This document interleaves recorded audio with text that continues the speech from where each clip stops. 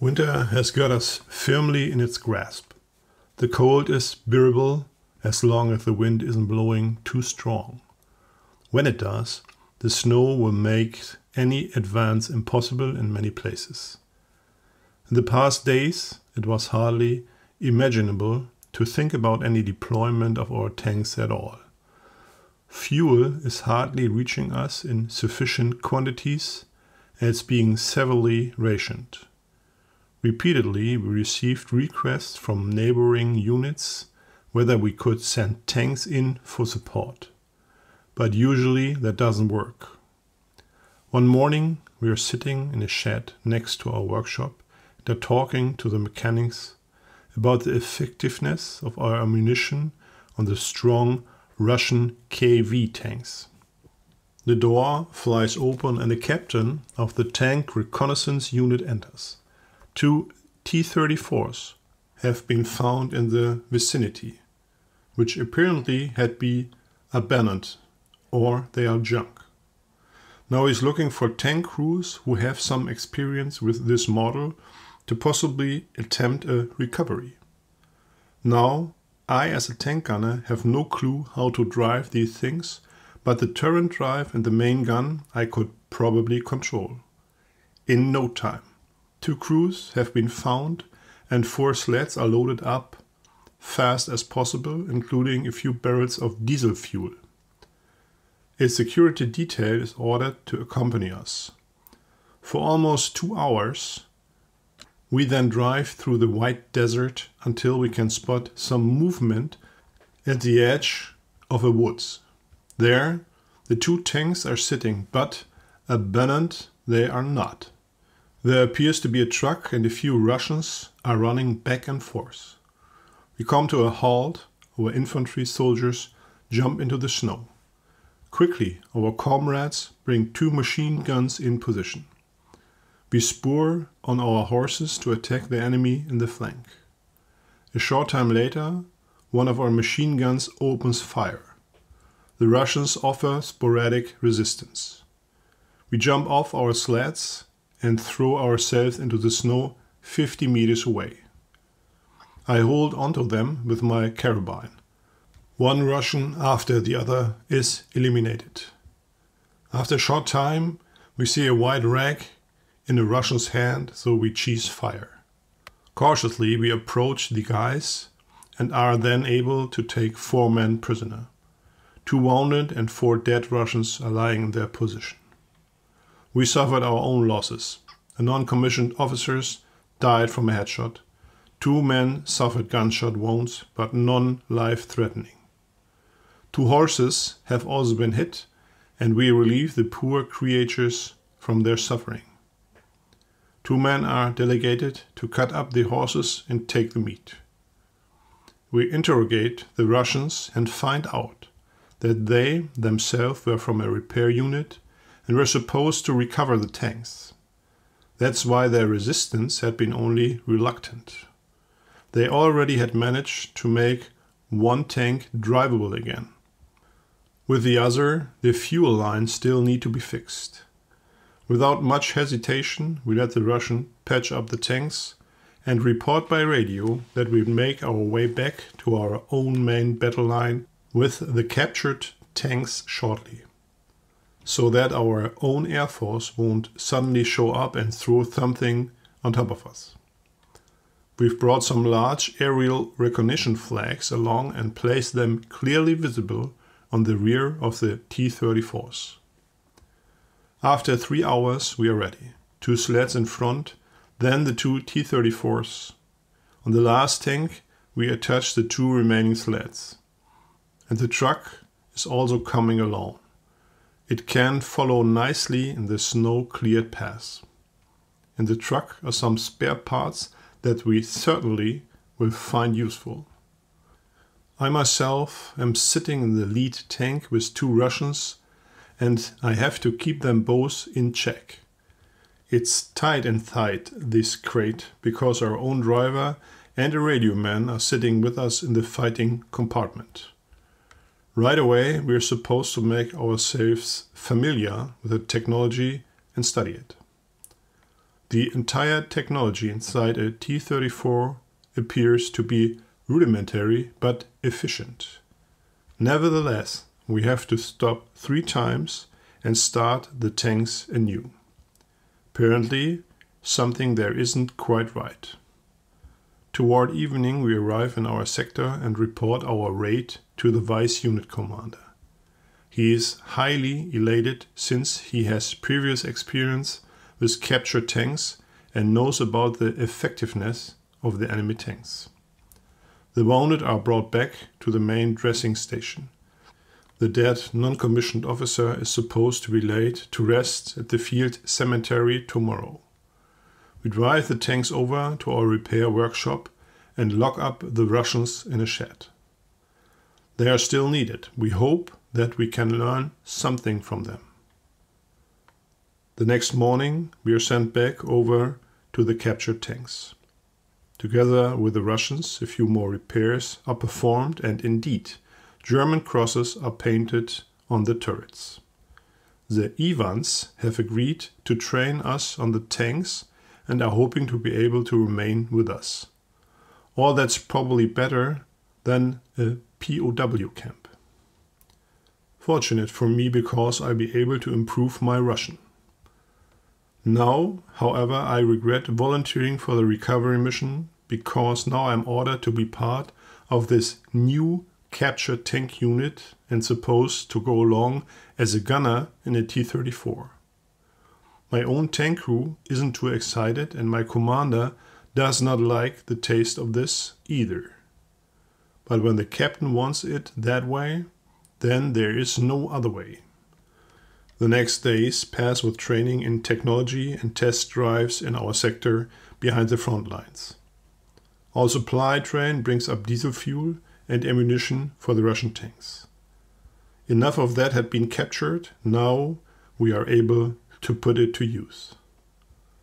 The regiment also appears to be in approval of all this because the regimental commander stops by on a surprise visit to have the captured tanks shown to him. There's a rumor going around that entire units of captured tanks were to be assembled. I hope that won't happen since I don't want to leave my regiment. After a week of practice and our first live fire exercise, we are feeling quite confident with the Russian tanks.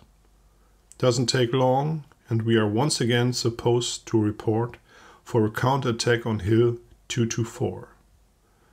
This particular hill has always been strongly contested, since from there a vast area can be overseen and artillery fire can also be directed, like an island of an ocean of snow. It has changed hands several times, now Ivan has deeply dug himself in there. With a strong anti-tank gun emplacement is an approach hardly possible. A circumvention or flanking attack are preempted by artillery strikes as well the Red Air Force. Despite all this, we are supposed to attack. Several Panzers 3 and 4s are being raided for a relief assault, but we with our T-34s are also supposed to go along. At first, however, we are to stay in the rear to see whether the attack will break through. Around 10 a.m. our artillery strike commences on the hill, followed by several Stukas, which dump their load there. A lot of smoke and fumes are in the air when our tanks rush forward. It's about 6 kilometers to the position. Our attack is in motion. Panzer 4s in front of the Panzer 3s behind them. It's not long and the Russian artillery respond to our assault. Already, 2 of our tanks are halted with hits in their tracks. We are heavily engaged by the enemy anti-tank guns. Soon the tanks are making a turn and in the fog attempt to get away from the field of fire. Several crews are getting picked up, then the vehicles retreat to their starting position. Just 4 tanks are still combat ready. The losses in men and material are high. Another frontal attack would mean suicide. Therefore, it's feverishly contemplated whether we should attempt it again at night. Suddenly the captain comes along with an idea I don't like. We're going to send the T-34s up front and turn their turrets to the rear, just if the tanks were in a hurry to withdraw back to their own front line. With some luck, the Russian anti-tank guns won't fire onto their presumably own tanks. That's a suicide mission. But an order is an order.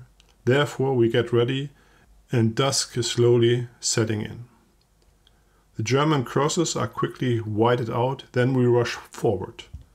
With the turret turned rearward and full throttle, we approach the hill from southwest. Artillery fire from the Russians set in. I can feel the shrapnel bounces off the tank. A defying noise, the tank engine rose as well. With its wide tracks, the fighting vehicle gets along well. We seem to be underrunning the artillery fire. Or are they cheesing fire?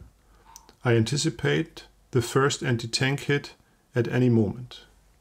We are also unable to keep changing direction since we are supposed to be Russians who are rushing back to their own lines. All of a sudden, an impact right next to us. The tank rocks. A short time later, another and yet another. The driver shouts into the firing compartment that we get hit any moment, but we drive on. Then no more anti-tank fire. Now they've recognized us and are holding their fire. Now we have to keep a cool head. On and on it goes toward the hill, past tank wrecks and wire obstacles, higher up the elevation. Now one can see the well-camouflaged positions as well. The driver has already spotted 4 anti-tank guns in front of us.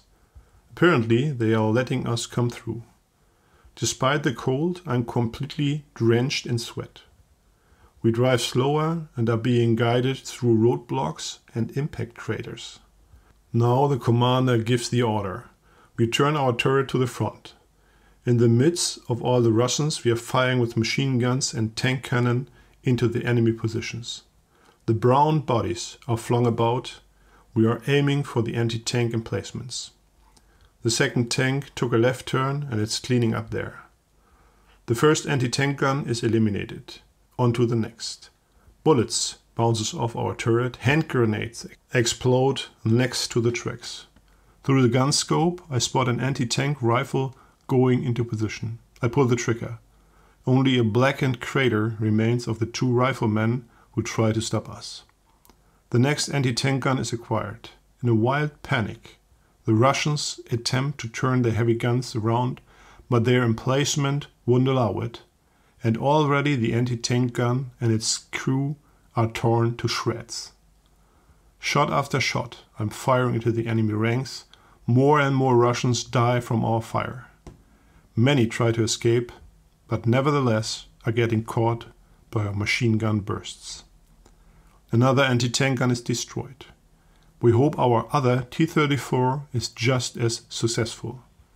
Defying death, the Russians throw themselves onto our tank in order to smoke us out. The commander opens his hatch and engages the Russian with his machine pistol. 2 more hand grenades for added measure, and our tank is cleared from the enemies again. The driver suddenly shouts, "Tank straight ahead!" for a T-34 pushing over the hill toward us. But that is not ours. I fire without a fire command. Unfortunately, we didn't have an armor-piercing shell loaded, and therefore just the track flies off the enemy tank. We fire a second shell, and that one hits the lower hull. The tank smokes. Now all resistance slowly seems to die down.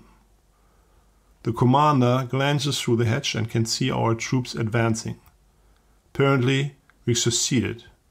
We've conquered the position. Our infantry spreads out and smoke out the last Russian positions.